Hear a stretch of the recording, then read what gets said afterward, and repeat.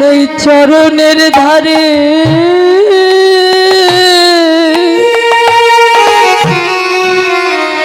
তুমি চেয়ে থেকো। যদি আমার কথা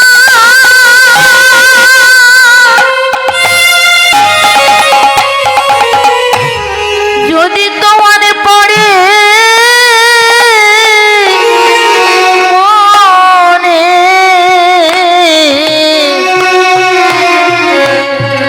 তুমি ওই চরণের ধারে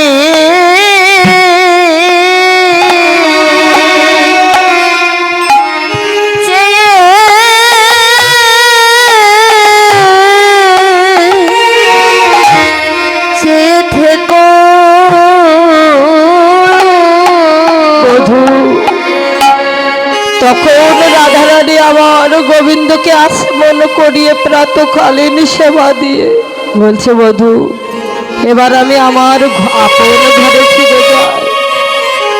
গোবিন্দ বলছে, রাধে তুমি কোন ঘরে যাওয়ার কথা বলছো? রাধে কেন বধূ? আমি যে ঘর থেকে এসেছিল সেই ঘরে যাওয়ার কথা বলছি রাধে। গোবিন্দ বলছে, রাধে তুমি কি তোমার আপন ঘরের সন্ধান পেয়েছো? কিন্তু আমি যে আমার আপন ঘরের সন্ধান এখনো পাইনি রায়।